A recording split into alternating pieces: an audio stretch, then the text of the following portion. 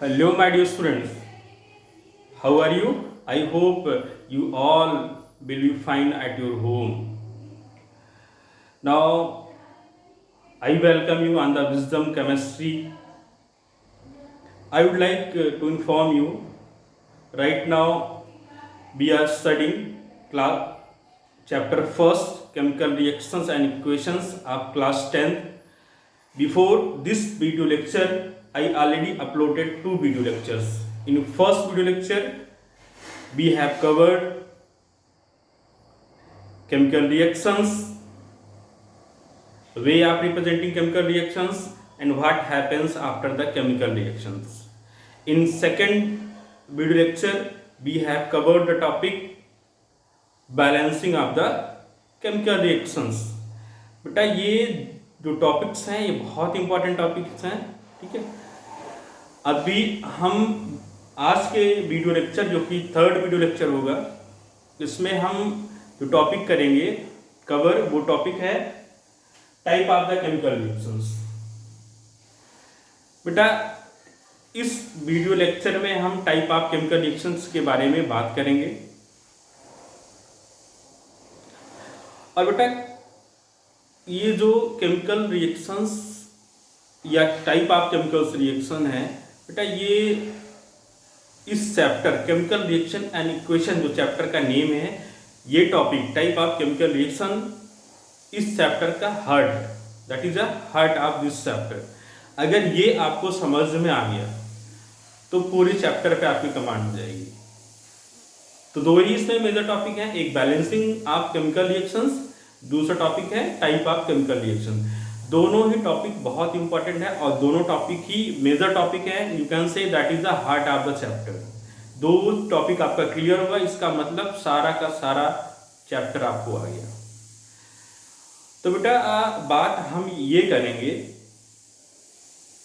आज का जो टॉपिक है, दोबारा से मैं रिमाइंड कर रहा हूं, आज का टॉपिक जो हमारा है टाइप ऑफ केमिकल रिएक्शंस, इसके बारे में हम बात करने वाले हैं। टाइप ऑफ केमिकल रिएक्शन, ठीक है, टाइप ऑफ केमिकल रिएक्शंस के बारे में हम बात करने वाले हैं। तो बेटा ये आपको समझ में नहीं आएगा तब तक जब तक आपको कुछ रिएक्शंस के बारे में, आयंस के बारे में, मॉलिक्यूल्स के बारे में, एटम्स के बारे में आपको जब तक कोई नॉलेज नहीं होगी तब तक आप नहीं जान पाएंगे रिएक्शंस कैसी हो रही हैं बेटा। और केमिस्ट्री में एक बहुत बड़ा मिथ है, ठीक है, कि रिएक्शंस को रटनी पड़ती हैं, रिएक्शंस को रटनी पड़ती हैं। ये बेटा टोटल गलत है। ये केवल 10% केसेस में सही है। 90% केमिकल रिएक्शंस हम कॉन्सेप्ट और टेक्निक्स या मैकेनिज्म यूज करके हम समझ सकते हैं कि किसी भी केमिकल रिएक्शंस में क्या प्रोडक्ट बनने वाला है। तक केमिस्ट्री अब बहुत डेवलप हो गई है। पहले क्या था, हम रिएक्शन होने के बाद प्रोडक्ट क्या बनता है, हम इसके बारे में कोई इन्फॉर्मेशन नहीं होती थी। हमें लैब में जाके रिएक्टेंट को रिएक्ट करा के देखना पड़ता था इसका प्रोडक्ट क्या बना। बट केमिस्ट्री अब इतने एडवांस वे में पहुंच चुकी है कि रिएक्टेंट 90% रिएक्टेंट को ऑब्जर्व करके आप प्रोडक्ट का इमेजिनेशन कर सकते हो या पॉसिबल प्रोडक्ट आप बता सकते हो। तो बेटा ये चीज़ें हमें समझनी है, कॉन्सेप्चुअल हमें देखना है और रटने की कोशिश नहीं करनी है बेटा। और बिल्कुल ये मेरी गारंटी है, आज का ये वीडियो लेक्चर देखने के बाद अगर आप मन से देखा, जितना मैंने बोला उतना आपने किया, तो आपको इस चैप्टर के इस टॉपिक में कभी कोई दिक्कत होने नहीं वाली है। थोड़ा टाइम जरूर लगेगा बेटा, क्योंकि अगर हम कॉन्सेप्ट के थ्रू जाते हैं तो हमें टाइम भी लगता है और कॉन्सेप्ट समझने के लिए कुछ बेसिक नॉलेज भी होना ज़रूरी है। तो उसके लिए आइए हम देखते हैं ये चैप्टर हम कैसे शुरू करेंगे, टॉपिक कैसे शुरू करेंगे, क्या बेसिक इसका आइडिया है, क्या बेसिक कॉन्सेप्ट अंडरलाइन है इसके, वो सब के बारे में डिस्कस करके उसके बाद हम टाइप ऑफ केमिकल रिएक्शंस के बारे में बात करेंगे, जिससे आपको रटना बिल्कुल नहीं पड़े बेटा। मेरा ये मोटो है कि आपको केमिस्ट्री कभी भी रटनी नहीं पड़े। 90% केमिस्ट्री आपको नहीं रटनी पड़ेगी। 10% केसेस जो एक्सेप्शनल होते हैं वहाँ पे आपको रटना पड़ेगा। जो रिएक्शंस नॉर्मल वे में होती है उसको आपको कभी रखना नहीं पड़ेगा। That is my challenge. तो आप बिल्कुल बने रहिए और देखते रहिए। अब चलते हैं टॉपिक की तरफ, ठीक है। तो टॉपिक आज का हमारा ये है टाइप ऑफ केमिकल रिएक्शंस। अभी हमने आपसे बात किया, इसको समझने के लिए कुछ हमें बेसिक नॉलेज होना जरूरी है। वो बेसिक नॉलेज किसका होना जरूरी है? जो, ठीक है, how to write chemical formula.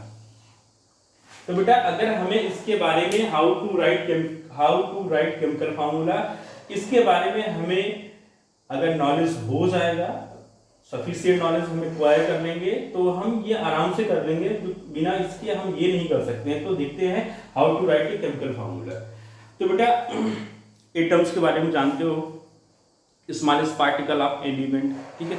जब दो एटम्स कंबाइन होते हैं तो उनको हम मॉलिक्यूल्स कहते हैं। और आयंस किसे कहते हैं?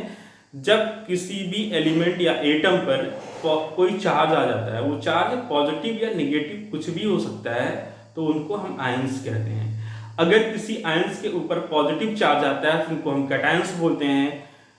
और किसी एटम्स या एलिमेंट्स के ऊपर नेगेटिव चार्ज आता है तो उसको हम क्या बोलते हैं? एनायंस।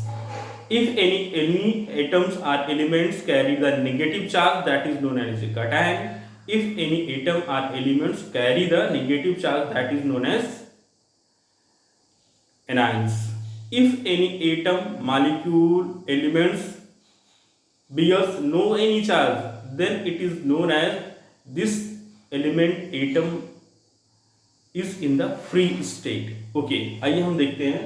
बेटा आयंस के बारे में हमने बता दिया। आयंस उसको कहते हैं जिसके ऊपर पॉजिटिव चार्ज या नेगेटिव चार्ज होता है। तो आयंस को हम दो कैटेगरी में डिवाइड करते हैं, एक positive ion and negative ion. जिसके ऊपर पॉजिटिव चार्ज होता है, जिस एलिमेंट के ऊपर पॉजिटिव चार्ज होता है, उसको हम बोलते हैं कैटायन। क्या बोलते हैं? कैटायंस। और जिस किसी भी एलिमेंट या एटम्स के ऊपर नेगेटिव चार्ज होता है, उसको हम क्या बोलते हैं? एनायंस। ये बेसिक नॉलेज है, ये आपको पता होनी चाहिए, ठीक है। तो बेटा हमें सीरीज, बेटा बहुत लंबी सीरीज है कैटायंस एनायंस की, बहुत लंबी सीरीज है। But it is not possible to learn all the elements. But class 10th के स्टैंडर्ड के गाइडिंग जो भी इंपॉर्टेंट है, इंपॉर्टेंट होता है क्या? दो बार बार रिपीट होते हैं। रिपीटिशन 90% होता है, तो 90% आपको समझ में यहाँ से आ जाएगा। 90% क्वेश्चंस भी आप सॉल्व कर लोगे, 90% मॉलिक्यूल भी बना लोगे। बट क्लास 10 के स्टैंडर्ड के हिसाब से 10% केसेस को हम छोड़ते हैं। पहले हम 90% को कवर करने की कोशिश करेंगे, बाद में आगे जैसे हम फर्दर बढ़ेंगे तो 10% के बारे में हमें सफिशिएंट इंफॉर्मेशन हम गेन कर लेंगे, ठीक है। तो बेटा पॉजिटिव की तरफ बढ़ते हैं कैटायंस के बारे में। तो पहला हो गया ये हाइड्रोजन आयन। हमने आयंस कहीं नहीं लिखा है तो अंडरस्टूड है वो। हाइड्रोजन आयन, हाइड्रोजन को H से रिप्रेजेंट करते हैं और इसके ऊपर सिंगल पॉजिटिव चार्ज होता है, ठीक है। हाइड्रोजन को हम H से रिप्रेजेंट करते हैं और उसके ऊपर सिंगल चार्ज होता है, सिंगल पॉजिटिव चार्ज। पोटेशियम को हम K से रिप्रेजेंट करते हैं। किससे? पोटेशियम को K से रिप्रेजेंट करते हैं और इसके ऊपर सिंगल मतलब 1 पॉजिटिव चार्ज होता है। आगे बात करते हैं सोडियम। बेटा सोडियम को हम Na से रिप्रेजेंट करते हैं, सोडियम को Na से रिप्रेजेंट करते हैं और ये के ऊपर सिंगल पॉजिटिव चार्ज होता है। सिल्वर को हम Ag से रिप्रेजेंट करते हैं और इसके ऊपर होता है सिंगल पॉजिटिव चार्ज, ठीक है। नेक्स्ट है अमोनियम आयन। अमोनियम आयन को हम NH4 से रिप्रेजेंट करते हैं और ये इसके ऊपर सिंगल पॉजिटिव चार्ज होता है। नेक्स्ट है बेरियम। बेरियम को हम Ba से रिप्रेजेंट करते हैं और इनके ऊपर 2 पॉजिटिव चार्ज होता है, डबल पॉजिटिव चार्ज होता है। कैल्शियम को हम Ca से रिप्रेजेंट करते हैं। इस कैल्शियम को हम Ca से रिप्रेजेंट करते हैं और इनके ऊपर डबल पॉजिटिव चार्ज होता है। मैग्नीशियम को हम Mg से रिप्रेजेंट करते हैं और इनके ऊपर डबल पॉजिटिव चार्ज होता है। क्या? कितना? डबल पॉजिटिव चार्ज होता है। जिंक को हम Zn से रिप्रेजेंट करते हैं और इनके ऊपर डबल पॉजिटिव चार्ज होता है। मरकरी नहीं, यहाँ पे कॉपर होगा, ठीक है। कॉपर को हम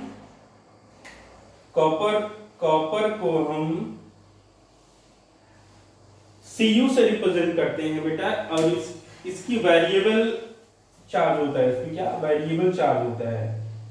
कभी कभी इसके ऊपर +1 चार्ज होता है, कभी कभी +2 चार्ज होता है, डिपेंडिंग अपॉन द कंडीशन, ठीक है। इसको क्यूप्रस आयन बोलते हैं और इसको क्या बोलते हैं, क्यूप्रिक आयन, ठीक है। जब नंबर्स ऑफ चार्जेस ज्यादा होंगे तो उसमें इक लगाते हैं, इक, और जब नंबर ऑफ चार्ज कम होते हैं तो अस लगाते हैं। तो किसी भी एलिमेंट पे अगर वेरिएबल बैलेंसी है उसकी, तो ज्यादा वाली बैलेंसी को के साथ हम इक लगाते हैं और कम वाली बैलेंसी के साथ अस लगाते हैं। तो ये इस पे दो वेरिएबल फॉर्म है, Cu plus and Cu plus. तो जो कम चार्ज है जिसमें सिंगल पॉजिटिव चार्ज, उसको क्यूप्रस आयन बोलते हैं।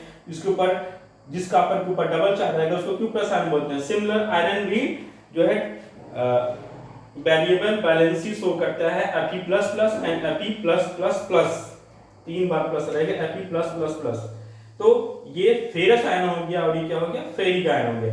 एल्युमिनियम को Al से रिप्रेजेंट करते हैं, इसके ऊपर हम 3 पॉजिटिव चार्ज होता है, तो इसे लिखते हैं। हाइड्रोजन को S से रिप्रेजेंट करते हैं, हाइड्रोजन को हम H+ से रिप्रेजेंट करते हैं और सिंगल पॉजिटिव चार्ज होता है। पोटेशियम को हम K से रिप्रेजेंट करते हैं, सिंगल पॉजिटिव चार्ज होता है। सोडियम को हम Na से रिप्रेजेंट करते हैं और इसके ऊपर सिंगल पॉजिटिव चार्ज होता है। सिल्वर को हम Ag से रिप्रेजेंट करते हैं और इसके ऊपर सिंगल पॉजिटिव चार्ज होता है। अमोनियम आयन को हम NH4 से रिप्रेजेंट करते हैं, इसके ऊपर सिंगल पॉजिटिव चार्ज होता है। बेरियम आयन को हम Ba से रिप्रेजेंट करते हैं और इसके ऊपर डबल पॉजिटिव चार्ज होता है। कैल्शियम को हम Ca से रिप्रेजेंट करते हैं और इसके ऊपर डबल पॉजिटिव चार्ज होता है। मैग्नीशियम आयन को हम Mg से रिप्रेजेंट करते हैं, उसके ऊपर डबल पॉजिटिव चार्ज होता है। जिंक को हम Zn से रिप्रेजेंट करते हैं, उसके ऊपर डबल पॉजिटिव चार्ज होता है। कॉपर को हम Cu से रिप्रेजेंट करते हैं और ये वेरिएबल बैलेंसी शो करता है, +1 के स्टेट में और +2 के स्टेट में। आयरन भी डबल या वेरिएबल बैलेंसी शो करता है, Fe++ and Fe+++, triple+. Aluminium के ऊपर ट्रिपल+ होता है, इसको Al से हम रिप्रेजेंट करते हैं, ठीक है। कॉपर के पे जब सिंगल पॉजिटिव चार्ज होगा इसको बोलते हैं क्यूप्रस आयन, और जब कॉपर के ऊपर डबल पॉजिटिव चार्ज होता है इसको बोलते हैं क्यूप्रिक आयन। आयरन के ऊपर जब डबल पॉजिटिव चार्ज होता है इसको बोलते हैं क्यूप्रस आयन। जब आयरन के ऊपर 3 पॉजिटिव चार्ज होते हैं, 3 पॉजिटिव चार्ज होते हैं, जिसको बोलते हैं फेरिक आयन। एल्युमिनियम को Al से रिप्रेजेंट करते हैं और इसके ऊपर क्या होता है, ट्रिपल पॉजिटिव चार्ज। तो बेटा एक काम करिए, आप पेन लीजिए और इसको अभी के अभी एक कॉपी पे नोट डाउन करिए तुरंत अभी।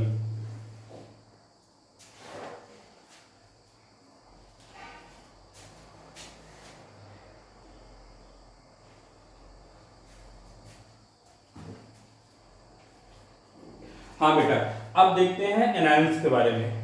किसके बारे में, एनायंस के बारे में, जिसके ऊपर निगेटिव चार्ज होता है। हाँ, एक इसमें बेटा छूट गया था पॉजिटिव में, लेड को हम Pb से रिप्रेजेंट करते हैं और उसके ऊपर डबल पॉजिटिव चार्ज आता है। अब आते हैं निगेटिव वाले पे, मतलब एनायंस पे। क्लोराइड आयन को Cl से रिप्रेजेंट करते हैं और सिंगल पॉजिटिव चार्ज होता है। ब्रोमाइड को हम Br से रिप्रेजेंट करते हैं और सिंगल नेगेटिव चार्ज होता है। सॉरी, मैं क्लोराइड के ऊपर पॉजिटिव चार्ज बोल दिया जबकि नेगेटिव चार्ज होता है, ठीक है। क्लोराइड के ऊपर सिंगल नेगेटिव चार्ज होता है। ब्रोमाइड Br से रिप्रेजेंट करते हैं, इसके ऊपर सिंगल नेगेटिव चार्ज होता है। हाइड्रॉक्सिल आयन को OH से रिप्रेजेंट करते हैं, इसके ऊपर सिंगल नेगेटिव चार्ज होता है। नाइट्रेट को हम NO3 से रिप्रेजेंट करते हैं, जिसके ऊपर सिंगल नेगेटिव चार्ज होता है। बाइकार्बोनेट को हम HCO3 से रिप्रेजेंट करते हैं, जिसके ऊपर सिंगल नेगेटिव चार्ज होता है। कार्बोनेट को हम CO3 से रिप्रेजेंट करते हैं, जिसके ऊपर डबल नेगेटिव चार्ज होता है। सल्फेट को हम SO4 से रिप्रेजेंट करते हैं, जिसके ऊपर डबल नेगेटिव चार्ज होता है। ऑक्साइड को हम O से रिप्रेजेंट करते हैं, जिसके ऊपर डबल नेगेटिव चार्ज होता है। सल्फाइड को हम S से रिप्रेजेंट करते हैं जिसके ऊपर डबल नेगेटिव चार्ज होता है, ठीक है। नाइट्राइड को हम N से रिप्रेजेंट करते हैं जिसके ऊपर डबल नेगेटिव चार्ज होता है, ठीक है। अब बात करते हैं मेटल्स। बेटा मेटल्स जनरली फ्री स्टेट में होती है, इनका यूज कैसे करते हैं, जैसे आपसे कह दिया जाए, ठीक है, what happen when zinc react with H2SO4, when zinc is react with sulphuric acid. तो बेटा यहाँ पे जो जिंक मेटल का हमने यूज किया है वो Zn के फॉर्म में रहेगा, एटॉमिक फॉर्म में रहेगा और फ्री स्टेट में रहेगा, ठीक है। तो potassium, sodium, zinc, copper, aluminium and iron, ठीक है। अब बात करते हैं non metallic gases. Non metallic gases जो होती हैं बेटा ये डायटोमिक फॉर्म में रहती हैं। डायटोमिक का मतलब होता है कि एक से ज्यादा आइटम रहे, जैसे ऑक्सीजन को हम O2, नाइट्रोजन को N2, क्लोरीन को Cl2, ये सारी गैसेस हैं। ऑक्सीजन गैस को O2 से, नाइट्रोजन गैस को N2 से, क्लोरीन गैस को हम Cl2 से। कुछ ऑक्साइड होते हैं जिसको देखें, सल्फर डाइऑक्साइड का फार्मूला क्या होता है, SO2 होता है। नाइट्रोजन डाइऑक्साइड का फार्मूला N2O होता है। ठीक है, कार्बन डाइऑक्साइड का फार्मूला CO2 होता है। सिमिलरली कुछ और भी होता है, जैसे कार्बन मोनोऑक्साइड का फार्मूला CO होता है, ठीक है। अब कुछ नीचे और भी आते हैं। वाटर का फार्मूला सबको पता होता है, H2O है, ठीक है। अमोनिया का फार्मूला NH3 होता है। सल्फ्यूरिक एसिड H2SO4, ठीक है। मेथेन गैस को हम कैसे CH4 से रिप्रेजेंट करते हैं, मेथेन, ठीक है। साथ में हम देख सकते हैं हाइड्रो, ठीक है, ये सल्फ्यूरिक एसिड है और इसके साथ में होता है hydrochloric acid. Hydrochloric acid HCl से रिप्रेजेंट करते हैं, किससे, HCl से। किस क्या बोलते हैं इसको, हाइड्रोक्लोरिक एसिड। साथ में एक होता है नाइट्रिक एसिड। क्या होता है, नाइट्रिक एसिड, इसको HNO3 से हम रिप्रेजेंट करते हैं, ठीक है। नाइट्रिक एसिड HNO3, ठीक है। अगर बर्निंग का केस है, कहीं भी कुछ बर्न हो रहा है, जैसे हमने प्रीवियस लेक्चर में मैग्नीशियम को हमने बर्न किया था, मैग्नीशियम B1 को बर्न किया था, तो वहाँ हमने ऑक्सीजन लिया था। तो सबको पता है बेटा बर्निंग के लिए ऑक्सीजन कंपलसरी है, तो बर्निंग के केस में हमें ऑक्सीजन लेना पड़ता है और लेंगे ही। और बेटा ये आज के लिए आपका ये होमवर्क है, SW है, ये आज आपका होमवर्क है, आज की डेट के लिए, डेट भी मैं डाल दे रहा हूँ, ठीक है। आज के लिए होमवर्क है बेटा, डेफिनेटली आपको इसको याद ही करना पड़ेगा। अगर आपने थोड़ी भी कंजूसी की इसको याद करने में, थोड़ा भी आपने लापरवाही की है याद करने में, तो टाइप्स ऑफ केमिकल रिएक्शंस जो होती हैं, कभी आपका उसमें कॉन्सेप्ट नहीं डेवलप हो पाएगा। बार बार बता रहा हूँ, इतने ही एलिमेंट्स नहीं है, बहुत सारे एलिमेंट्स हैं, लेकिन जो भी इंपॉर्टेंट हैं, ठीक है, क्लास 10th स्टैंडर्ड के हिसाब से जो भी इंपॉर्टेंट हैं उसको हमने बोर्ड पे लिख दिया हुआ है, ठीक है। मोर देन 90% ये कवर करेगा, बाकी 10% जब हम आगे रिएक्शंस देखेंगे उसमें वो हम कवर करेंगे। तो बिल्कुल एक बार बेटा इसको वीडियो को पॉज करिए, स्क्रीनशॉट लीजिए, नोट करिए, बिल्कुल नोट करिए, इसमें कुछ भी मत करना, नोट करना कंपलसरी है, ठीक है। चलिए टाइम दे रहा हूँ, स्क्रीनशॉट आप लीजिए आप।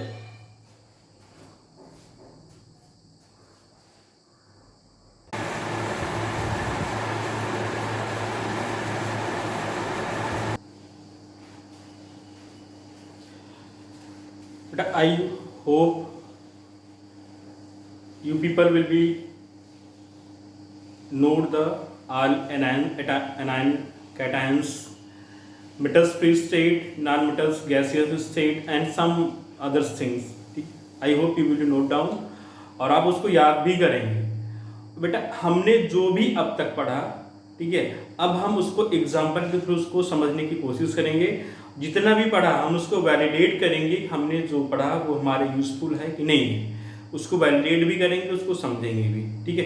तो बोर्ड पे बिल्कुल ध्यान से देखिए, मैं कुछ एक स्टोरी बताने वाला हूँ, ठीक है, उसको देखिए आप। बेटा एक शॉपकीपर था,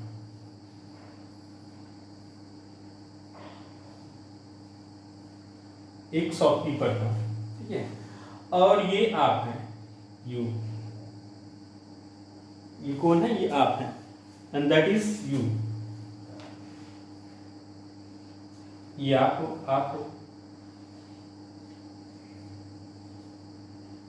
ठीक है। तो आई थिंक आपको आपका अपना चेहरा पसंद आया होगा। ठीक है, एक शॉपकीपर था और एक आप थे, ठीक है। तो शॉप पे हम जाते क्यों हैं? कुछ सामान लेने या कोई भी रिक्वायर्ड थिंग्स जिसको हम परचेज करने जाते हैं, तो वहां पे क्या होता है, एक्सचेंज ऑफर होता है। क्या एक्सचेंज ऑफर होता है? सपोज आपको ये मार्कर, ठीक है, ये मार्कर आपको किसी शॉपकीपर के से परचेज करना है, तो क्या करेंगे, तो एक्सचेंज होगा। इसमें एक्सचेंज क्या होगा, आप उसको क्या देंगे, पैसा, मनी का आपके पास का आप पैसा देंगे शॉपकीपर को, शॉपकीपर आपको क्या देगा, पेन। ये क्या हुआ, एक्सचेंज हुआ, ठीक है। सपोज आप शॉपकीपर पे गए, दुकान शॉप पे गए, उसके पास क्या था, उसके पास मार्कर है और आपके पास कितना है, पैसा है। बिल्कुल, शॉपकीपर एंड यू, शॉपकीपर के पास मार्कर है, आपके पास रुपया है, ठीक है। तो आप क्या करोगे, आप अपना पैसा कहां दोगे, शॉपकीपर को, पैसा अपना कहां दोगे, शॉपकीपर को, और शॉपकीपर आपको क्या देगा, बदले में मार्कर देगा। क्या देगा, मार्कर। यानी आपके पास क्या आ जाएगा, मार्कर। ध्यान से देखना बेटा, बिल्कुल इंपॉर्टेंट है। आपके पास क्या आ जाएगा, मार्कर आ जाएगा, और ठीक है, आपके पास आएगा मार्कर और शॉपकीपर के पास क्या आ जाएगा, पैसा आ जाएगा। बिल्कुल इसी एक्सचेंज कॉन्सेप्ट का हमें केमिकल फार्मूला राइटिंग में यूज करना है। बिल्कुल स्टिक रहिए, अटेंशन रहिए और चीजों को समझते रहिए। इससे सिंपलेस्ट वे में आपको कहीं नहीं मिलने वाला है, बुक से कहीं भी इससे सिंपलेस्ट नहीं कोई समझा सकता आपको, ठीक है। तो इसी के थ्रू अब हम क्या करते हैं, हाइड्रोजन क्लोराइड, ठीक है, हाइड्रोजन क्लोराइड पहला जो हमारा फार्मूला है हम बनाएंगे किसका, हाइड्रोजन क्लोराइड का। ध्यान से देखिएगा, किसका बनाएंगे हम, हाइड्रोजन क्लोराइड। नाम से ही पता चल रहा है बेटा, इसमें दो चीजें हैं, एक हाइड्रोजन है और दूसरा क्लोराइड है, ठीक है। और बेटा ये भी बता दूं, केमिकल फार्मूला में एक पॉजिटिव होगा और एक नेगेटिव होगा, always and always and always. बेटा यहाँ पे हम दो एटम्स के बीच में उनकी कंबाइनिंग कैपेसिटी के हिसाब से हम एक रिलेशनशिप डेवलप कर रहे हैं। और जनरल वे अगर सोशली हम देखें तो रिलेशन कब डेवलप होता है, जब रिक्वायरमेंट होती है, चाहे वो स्कूल के बाहर का रिलेशनशिप हो, चाहे स्कूल के अंदर का हो या क्लासरूम का हो। आपको किसी से फ्रेंडशिप करनी है, जब तक रिक्वायरमेंट दोनों साइड से नहीं होगी तब तक कुछ नहीं होगा, ठीक है। तो यहाँ पे क्या होगा, पॉजिटिव नेगेटिव का मतलब दोनों एक दूसरे को अट्रैक्ट करते हैं, और ये सारी चीजें केमिकल बॉन्डिंग में अच्छे से एक्सप्लेन्ड हैं, ठीक है। तो आगे आप पढ़ोगे, ठीक है बेटा। यहाँ पे हाइड्रोजन क्लोराइड की बात करें तो हाइड्रोजन क्लोराइड में नाम से मतलब एक हाइड्रोजन होगा, एक जगह क्या होगा, क्लोरीन होगा। अब अगर हमने जो आपको लिखवाया था सारे कैटायंस, अगर वहां पे आप जाओ और बात करो तो आप देखोगे हाइड्रोजन के ऊपर सिंगल पॉजिटिव चार्ज होता है और क्लोराइड के ऊपर सिंगल नेगेटिव चार्ज होता है, ठीक है। बिल्कुल अब एक्सचेंज करना है। अब हमने यहाँ पे क्रॉस बनाना है, क्या बनाया, क्रॉस बनाया, ठीक है। हाइड्रोजन के नीचे हमने हाइड्रोजन लिखा और क्लोरीन के नीचे हमने क्लोरीन लिखा, क्लोराइड लिखा। अब यहाँ बेटा एक्सचेंज एटम्स का नहीं होगा, इनके आयंस का एक्सचेंज होगा। किसके, इनके आयंस का मतलब ये जो क्लोरीन है इसका जो आयन है वो कहाँ पे आ जाएगा, वो हाइड्रोजन के पास आएगा। ध्यान से देखिएगा, क्लोरीन का जो आयन है वो कहाँ पहुंचेगा, वो हाइड्रोजन के पास, और हाइड्रोजन का जो आयन है वो कहाँ पहुंचेगा, क्लोरीन के पास। तो यहाँ पे N1, तो क्या हो जाएगा, क्लोराइड के पास 1 सिंगल है। यहाँ पे नेगेटिव माइनस नेगेटिव या फिर पॉजिटिव नहीं लिखा, केवल इसकी न्यूमेरिकल वैल्यू 1 और यहाँ पे 1, तो क्या हो गया, ये H1Cl1। तो इसका 1 का कोई भी मतलब नहीं होता है, इसको हम सिंपल क्या बोलते HCl। और ये HCl का कॉमन नेम क्या हो गया, हाइड्रोक्लोरिक। क्या हो गया, हाइड्रोक्लोरिक या हाइड्रोजन क्लोराइड। तो आई थिंक पहला आपको समझ में आया होगा, ठीक है। अब दूसरे की हम बात करते हैं, मैग्नीशियम क्लोराइड। क्या है दूसरा, magnesium chloride. Magnesium chloride, magnesium का Mg+2 और क्लोरीन का -1, ठीक है। तो क्या बनेगा ये MgCl, इसकी वैलेंसी इसके साथ, इसकी वैलेंसी इसके साथ, तो क्या हो जाएगा Mg1 और क्लोराइड यहाँ पे Cl होगा बेटा, Cl, ठीक है, Cl2। तो क्या हो गया, 1 का कोई है MgCl2, क्या हो गया मैग्नीशियम क्लोराइड, ठीक है। अगला देखते हैं, ऐसे बहुत सारा, ठीक है। ऐसे क्या हो गया, एल्युमिनियम ऑक्साइड। एल्युमिनियम आपने लिखा 3+, ठीक है, इसको +3 भी लिख सकते हैं। और ऑक्साइड हमने बताया है माइनस, इसको हम लिख सकते हैं 2-। एल्युमिनियम लिखा, ऑक्सीजन लिखा, तो इसकी वैलेंसी, ऑक्सीजन की वैलेंसी एल्युमिनियम के साथ, एल्युमिनियम की वैलेंसी ऑक्सीजन के साथ, तो क्या हो गया Al2O3। आई थिंक समझ में आया होगा। ऐसे सारे ही बना सकते हैं बिल्कुल। अब थोड़ा स्पीड हम बढ़ाएंगे, याद रखिएगा, ठीक है। कैल्शियम ऑक्साइड है, क्या है कैल्शियम ऑक्साइड। कैल्शियम ऑक्साइड में क्या हो, Ca2+ होता है, और ऑक्साइड के ऊपर क्या होता है 2 नेगेटिव होता है, तो Ca2O2 कट गया, तो क्या हो गया CaO, ठीक है। सोडियम नाइट्रेट, सोडियम का Na+1, नाइट्रेट का NO3-1, क्या हो गया इसका NaNO3, ठीक है। Aluminium sulphate, sodium carbonate. अगला क्या आ गया, सोडियम कार्बोनेट।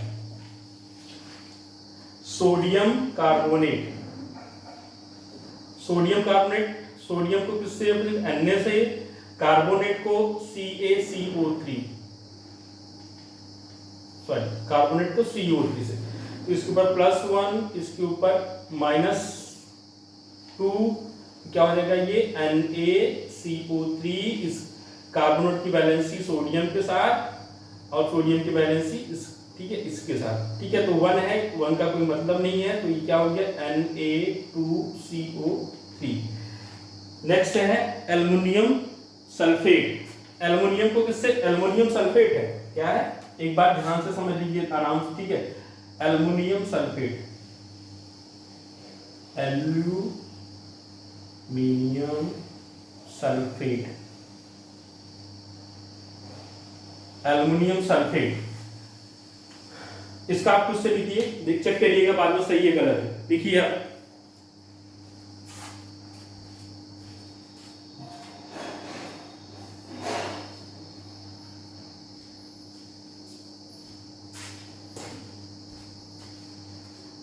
आई होप आपने लिखा होगा, ठीक है। तो एल्युमिनियम को हम Al से रिप्रेजेंट करेंगे, सल्फेट को SO4 से। एल्युमिनियम के ऊपर 3 पॉजिटिव चार्ज होते हैं, सल्फेट के ऊपर 2 नेगेटिव चार्ज होता है। तो एल्युमिनियम फिर सल्फेट, बेटा यहाँ पे अगर सिंगल एटम है तो सीधा लिखेंगे, यहाँ पे 2 सीधा आ जाएगा, और यहाँ बेटा मोर देन 1 एटम है तो इसके बॉक्स के अंदर हमें बंद करना होता है, क्या बॉक्स के अंदर, और इसकी वैलेंसी यहाँ पे हो जाएगी। तो क्या हो गया Al2SO4 थ्राइस, ठीक है। हाइड्रोजन सल्फाइड है, हाइड्रोजन सल्फाइड पे क्या होगा, हाइड्रोजन के ऊपर सिंगल पॉजिटिव चार्ज होता है, सल्फाइड के ऊपर डबल नेगेटिव चार्ज होता है, तो हाइड्रोजन सल्फर, ठीक है, क्या हो गया H2S1 है, 1 का कोई इंपॉर्टेंस ही नहीं है। बाकी बेटा 9 से 9, 10, 11, 12, 13, 14, 15, ठीक है बेटा। इन सब का इन सब का आपको ये आपका होमवर्क है, ठीक है। लेक्चर देखने के बाद इनका बनाना है आपको। बनाने के बाद आपको कमेंट करना है कि हमने बनाया या नहीं बनाया है, ठीक है। दोनों बातों का आपको कमेंट करना है। आपने cations, anions, atoms, non atomic gases और जो भी फॉर्मूले होता है आपने याद किया नहीं किया, उसको भी आपको कमेंट करके बताना है, ठीक है। और ये आपको होमवर्क भी सॉल्व करना है। सॉल्व करने के बाद आपको बताना है आपने किया है, ठीक है। और बेटा ये सारी चीजें आपको अच्छे से सब कुछ करना है, ठीक है। इतना करने के बाद डेफिनेटली मैं गारंटी आपको दे रहा हूँ, आपको टाइप ऑफ केमिकल रिएक्शंस में कोई भी प्रॉब्लम्स नहीं आने वाली है। 90% क्वेश्चन आपके इजीली सॉल्व होने वाले हैं। बस पेशेंस रखिए, सारी चीज़ें आपके लिए इजी हो जाएंगी। कॉन्सेप्ट के थ्रू हम जा रहे हैं, बिल्कुल बेसिक कॉन्सेप्ट से हम आगे जाएंगे, टॉप तक हम जाएंगे, ठीक। फ्रॉम बॉटम टू टॉप तक हम ट्रैवल करेंगे कॉन्सेप्ट के मामले में, ठीक है। एंड वन मोर थिंग्स बेटा, please like and subscribe my channel. If you have any problem, any doubt, then put your comment on the comment box. I will see and definitely I will reply you. Okay, thank you.